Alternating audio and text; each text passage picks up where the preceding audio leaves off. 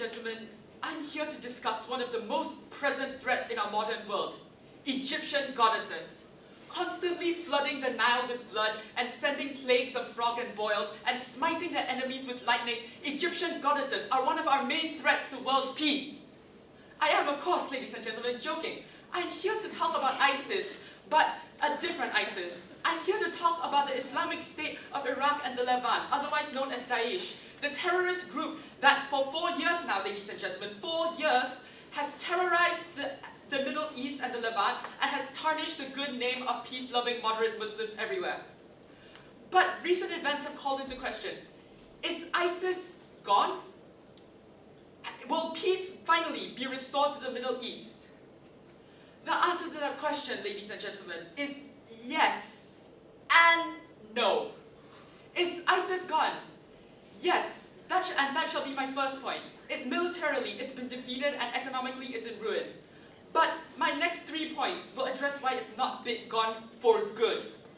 In the fact that the coalition forces fighting it are falling apart, its fighters are still present, and the root situation that produced ISIS in the first place, the most pressing case, has not been resolved, ladies and gentlemen, and has in fact been worsened. So, on to my first point. As a state and a threat to nations, it's effectively little more than rubble. According to CNN, Raqqa, the self-declared capital of ISIS, has fallen to Kurdish fighters, as has Mosul, 2 of their most major cities. It's hemorrhaged territory, losing in a few months almost all of it, a traumatic shock that has caused it to hemorrhage support and resources. According to the BBC, Iraq has felt confident enough in its security to declare the war effectively over, as have the US and Russia, who have both started massively withdrawing troops. This is a reasonable action, as ISIS has lost nearly all of its major cities, falling from control of about 4 to 0, and they've even lost control of basically all of their countryside. A previous map of ISIS's territories can be likened to a Picasso painting of splashes here and there, but now it's little more than a broken spray can, as there are little more than a few flecks here and there that are surrounded and awaiting destruction. But more than that, it's been financially destroyed, as according to the BBC, it's lost its oil-producing areas, and with that, its funding. Over a third, ladies and gentlemen, a third of ISIS's funding came from selling oil illicitly on the black market, and with that gone, it's been severely financially hampered.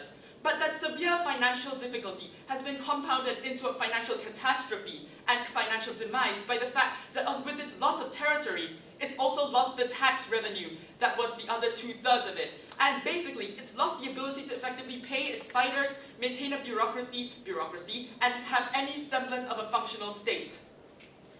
But, ladies and gentlemen, ISIS is gone. But we should remember, US security forces generally do not like to refer to ISIS as ISIS.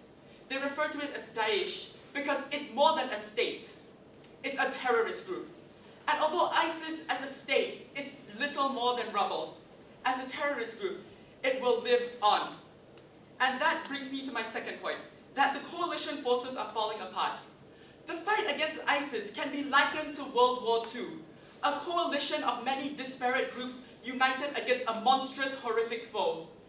The problem is, not all of those allies like each other. And now that the war is over, now that the great Führer has been slain, the alliance is falling apart. There are 2 major seams that have arisen in the coalition, first between the Turks and the Kurds, and secondly between Syria and its moderates.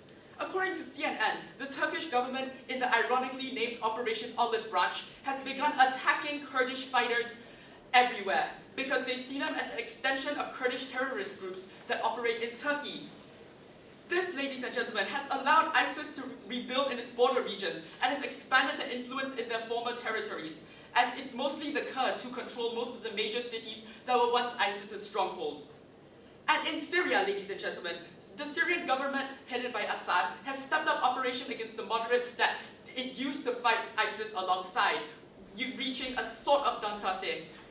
It's even gotten to the point where it's allowing ISIS soldiers within its territories, according to the New York Times, because ISIS soldiers reduce the support of potential moderates as a radical group, ladies and gentlemen.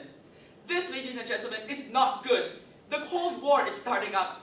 just after World War II has ended, and before denazification has ended, to continue my analogy, and without proper care, without proper crushing the last few remnants, ISIS may return.